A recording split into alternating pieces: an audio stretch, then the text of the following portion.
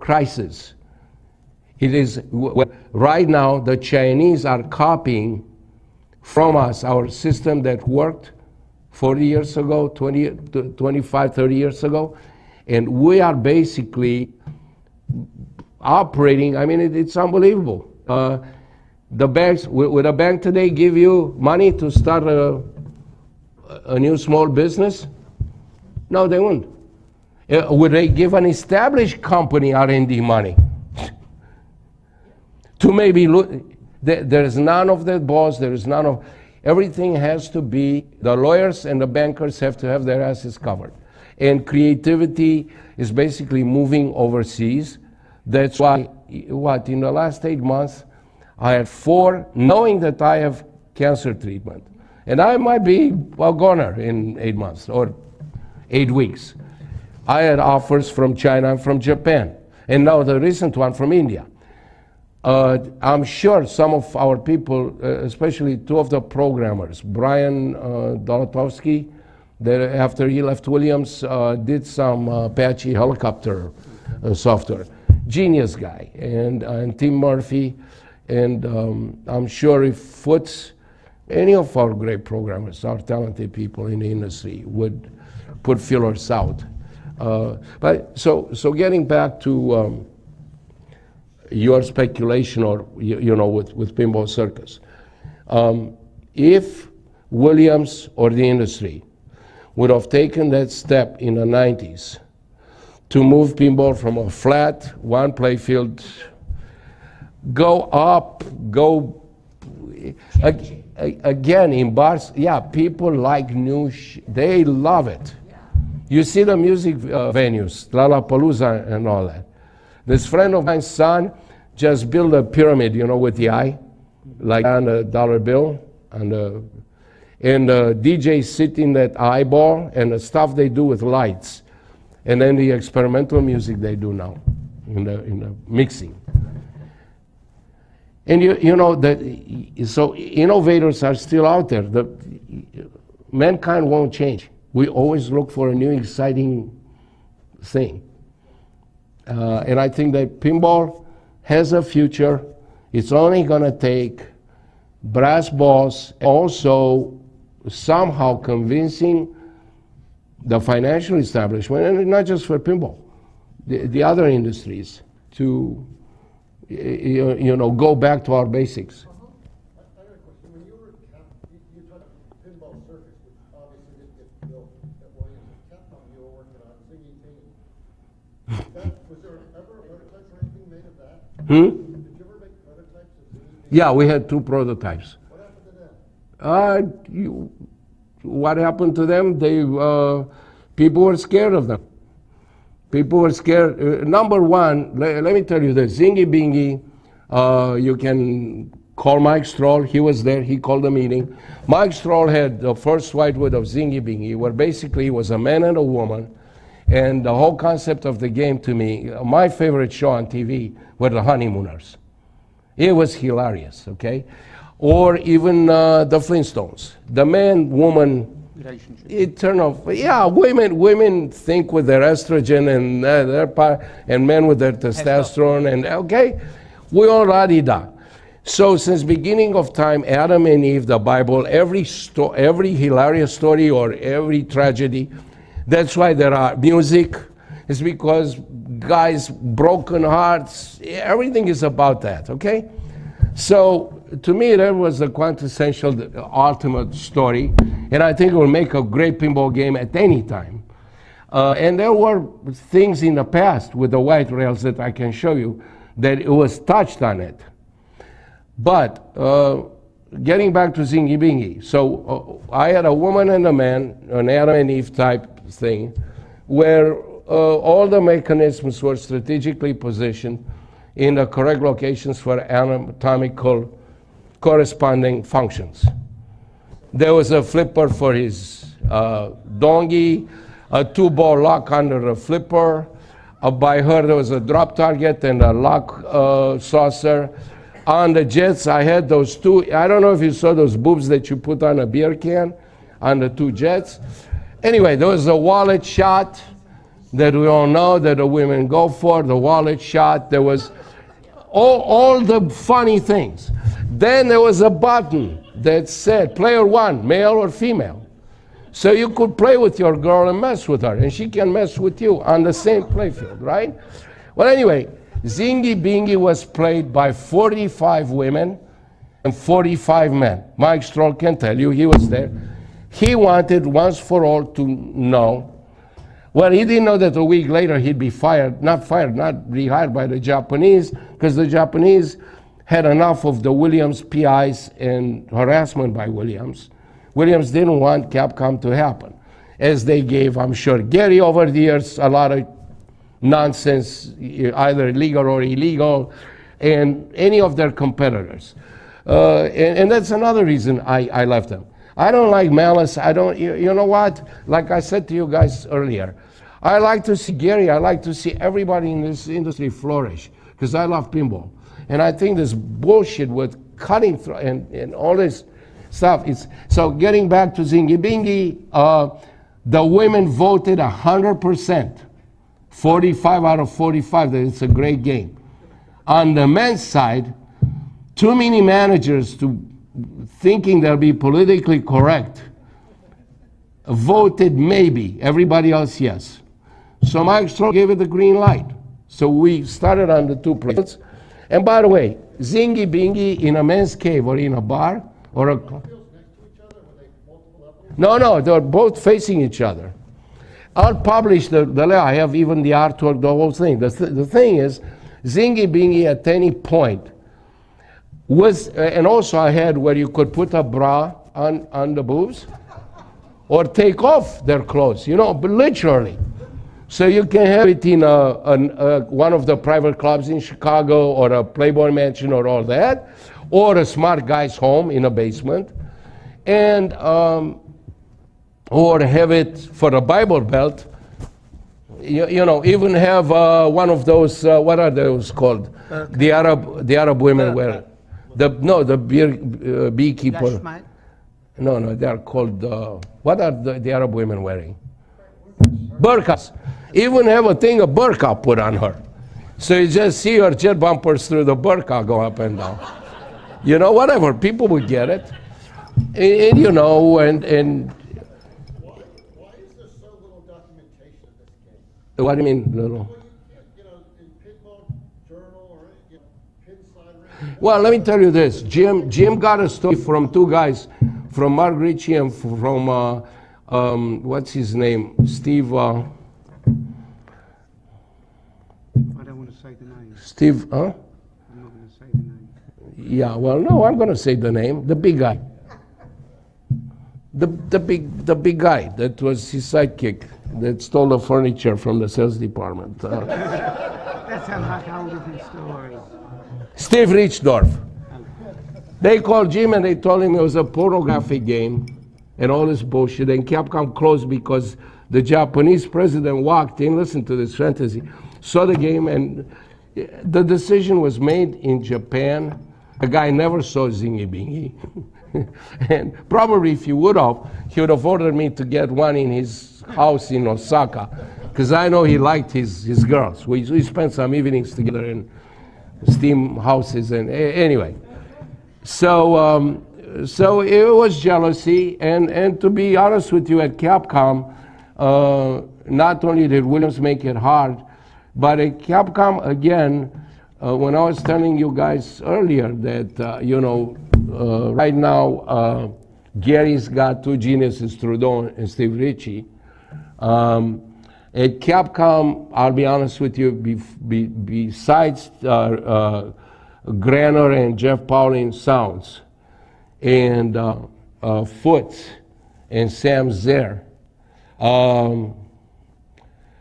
everybody else was now wanted to be a politician or a manager, even if they did design in the past, or you know, they threw too much money. It was totally mismanaged, and it was not about doing pinball. It was, again, there were these meetings the Japanese would have, counting pennies and looking at, they'd be, you know, and the only big gaffe I did, and I'd say a political mistake, but I'm known for that, you know, I'm totally I told the guy in New Orleans at the show, to Tsuzimoto, I said, you know, he asked me a question. Why do you think we're having problems? I go, for the same reason you guys lost at Midway. And the whole room just, no, it's true. The whole room, they thought not that I would be fired, but I would be found in the Mississippi River, killed by the Yakuza, with a samurai sword on my ass the next day. So basically, he said to me, so what do you mean by Midway? I go, you guys have meetings about meetings, and you cannot say no. Fuck you, no, excuse my, okay, you cannot say that. In Japanese, you have to, even if you want to say no, you say a yes. They have so many kinds of yeses in Japanese. You know, they're that kind of a culture. And I go, that's why you lost the battle. Because if you would have went for the jugular without all those messages, and Nimitz and those guys shouldn't have known, and you guys didn't play football, that's the other problem, besides the meetings. You didn't know when to pass and when to run the ball. No, he said, what do you mean football? We play football? No, I said, you play soccer, not football. So that was my honest interpretation of what went, not into, what I saw with my own eyes going wrong at Capcom. And the fact that they thought they were going to cash in on this bonanza of pinball, which they saw in the early 90s, of Data East and Sega or Williams, and they say, oh, we come in, we get a few guys, and we pump pinball games out. And it's the same thing that happened with the video department at Williams, not just with pinball. I don't know if you guys know the story of after I joined for Joust to animate the game Joust, they thought that if they get this Pandora box, they hire this huge art department. They get newcomer from the toy industry, John, and God bless him. And John would have all these guys doing storyboards, and they'll get a little group here doing Monkey Marathon, and a little group doing Foot Fight here, and a group, and they throw enough shit at the wall, something will stick. And if you do 10 games, if you get 2 successes in those, that's money. You can afford to have so many failures if you have 2 mega hits with games like Robotron Defender, but nobody understood, like Eugene Jarvis, what game design is. And by the way, that's another thing that I would have to say to you guys. You look at guys like Eugene Jarvis, or you look at guys like, you know, it's not just luck or good fortune, or I think like fishing or hunting, which I enjoy. It's a type of game design that you do with the animals. And when you come back home with something, you won the game. And I think people think I'm lucky. That's not luck. If you do your homework and you follow a certain process that gave good results, okay, you going to and learn more and advance in the design of your hunting methods. Same thing with pinball or video. If you do your homework and, you know, again, you look, if you can't have different results if you do the same shit. And it's what some people don't understand. In order to have spectacular results, is you take the good experiences and bad experiences of the past, you analyze them, and then you get the right people. I said to you guys, without a team, I don't care how much money you throw at something, how many yes boys or what, you can have the best, you know, again, you can have very good programmers. And I've seen it at Williams, I've seen it in gaming. You get a programmer that's a genius, but he's good working for a bank, not an entertainment piece, a pinball game or a video game. You can get a great artist that does incredible pictures, but doesn't understand that there are pictures that entertain a guy after 12 beers in a bar at the point where he will spend, instead of buying drugs, his drug money, which happened many times. I enjoyed when that happened. You know, when he would take his, and this guy, Gary Wink, friend of mine, God damn it, I was going to get a gram of coke and you and your goddamn game, you know, $50 later, he would dunk $50 into a game. Or other guys pissing away their boss money or what. The thing, and they would have to walk home. The thing is, to have that kind of magic, it takes more than good art, more than good, even engineering. And the one thing that I wanted to talk to you guys about tonight before, how are we doing on time? Because I want to touch on JoJo's. About 10 minutes. 10 minutes, okay, very important. And I want to leave you guys with this. Number one, I'm very humbled and very honored to be before you guys in the pinball industry or pinball player base and be honored like this and be given the chance to share with you my thoughts and my experiences. One thing tonight I want to leave you with is a few names that I want you guys to remember. Look back at my playfields or other people's playfields and notice the names JoJo's. The only reason, thank you, God bless Joe and rest him in peace.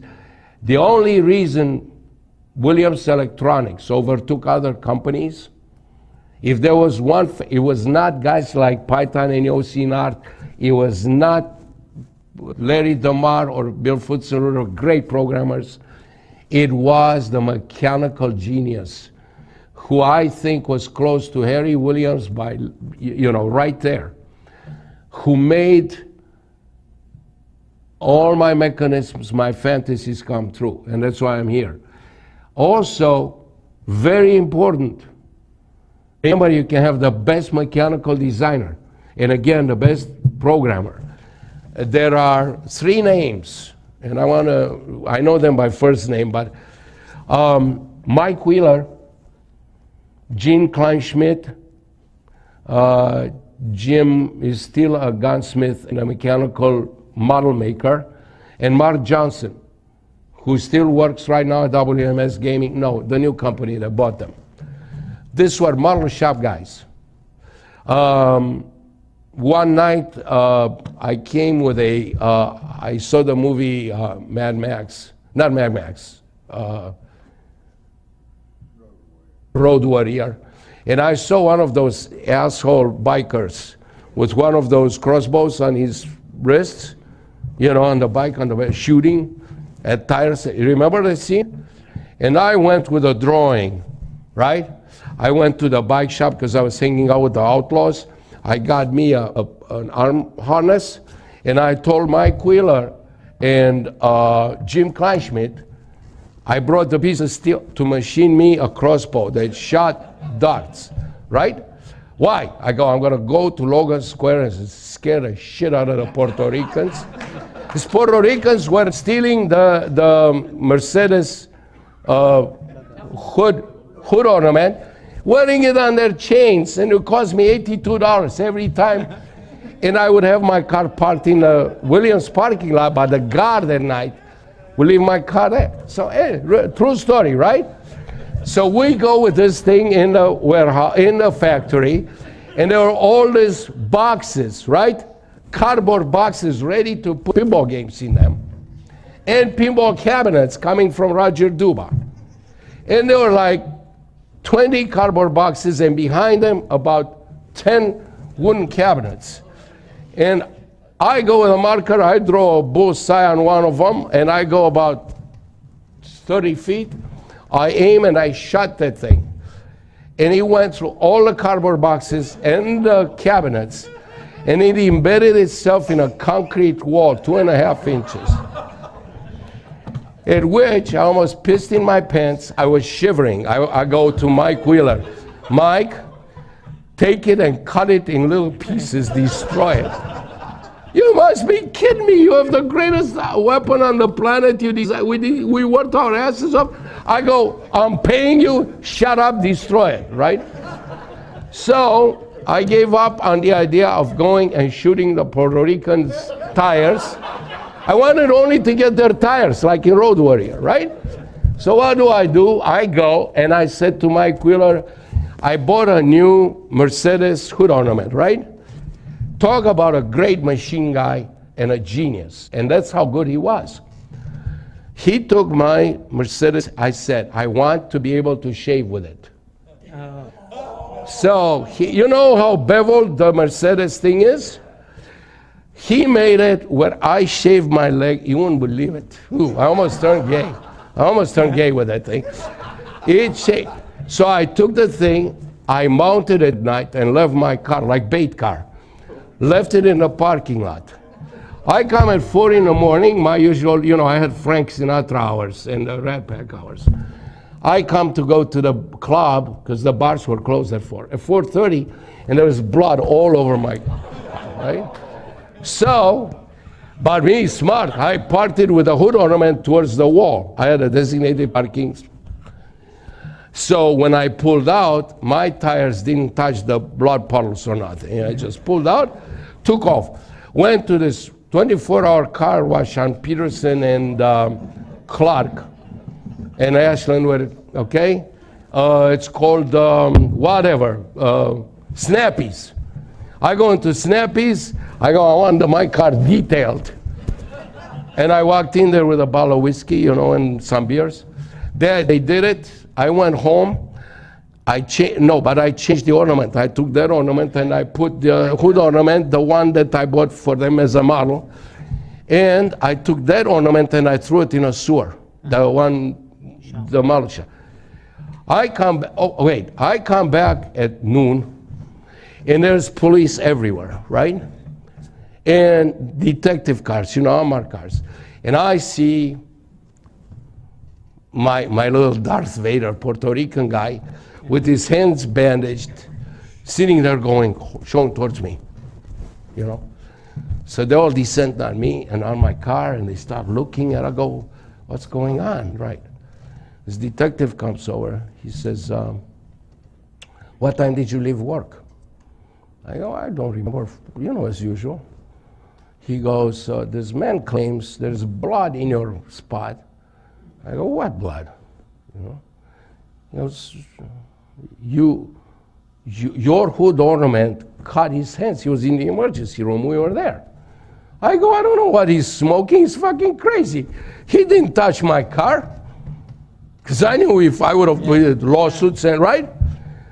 Well, the guys protesting, they took him, they threw him in a squad car. They are looking. Anyway, to make a long story short, the guy says, you and I have to have lunch. And at lunch, he congratulated me. He said, you are a good game designer. That was a great design, you know? So he said, I hope we'll never find that ornament, the one. I go, it's on my car. No, I go, you will never find any other hood ornament, trust me. So talk about these guys, how genial they were. So for a pinball company and a pinball designer and an outfit to be blessed, this, to me, are the unsung heroes that should be here signing autographs. I always say that at all my speeches. They should be recognized and cherished and valued, and also people today who go into any venture, whether it's Papa Duke, whatever, whoever, Gary knows. Without those guys in that back model shop, pinball doesn't fly. It's a mechanical beast. Where's Mike Wheeler now? Mike Wheeler had a terrible divorce. And unfortunately, he turned to the bottle. And he goes to a place on Irving Park and closes it every night. They call him 1800 Mike. And he works in a factory. And I tried to get him to join me, both for Baytech, for Chameleon Paradise, and my redemption games, and recently on this other project. But I want him to sign a document and to promise me he's going to go dry. And he said to me that he couldn't, with tears in his eyes. He's also half blind from the drinking. But, you know, a woman can do that to a man and vice versa. I know some of you could have went through that. I did, you know, in 2000. So that's where he's at. A woman just destroyed him, broke his heart. And again, different people take shocks like that in life differently. But as you guys know, it can be devastating to a man or a woman. On our show cards, Eric, can you explain the tagline in there? His warriors are coming. Of course. You are one of them. You are here. You fired the guns. You rode the birds. You are one of my warriors, man. You get it? I get it. I'm a truck driving fool. Okay, well, That's, I tell you what, all the players in the world that love pinball and love the basic, not this bullshit that you have now on Xbox, all those are my warriors. All those are great guys. You know, it's like you were there at the party in Atlanta, James, when this kid came to me, young kid with a young girlfriend, and he had 1 or 2 games in his basement. And right there with his girlfriend says to me, Python, could you help me convince my girl that, so she lets me, and I can have another pinball game. And I said to him, it's very simple. I looked at her, I said, darling, you're the luckiest woman in the world, because if you have a man that spends his time next to you playing flippers in the basement and he's not holding around in a club, right? You know what I'm talking about. And I said, and she says, yeah, but I want him to give me more attention. I said, then, no, get 2 flipper buttons, mount them on your hips. Right here, flipper buttons on your hips, right? okay, so with that, if I can draw things to a close, if you want more of Python, and there's just a ton more stuff to learn, come back tomorrow. I think it's 12:30, and Python will tell you 12:30. Well, Python will tell you about his plans for the future of pinball. Other than that, stop by at his booth upstairs outside the exhibit hall, and you can see some of his fantastic drawings. So with that, thank you very much, Python. Thank you so much, guys. Thank you. Thanks a lot for coming in. Thanks, buddy. It's terrific. Hey, thank you. Thanks, James.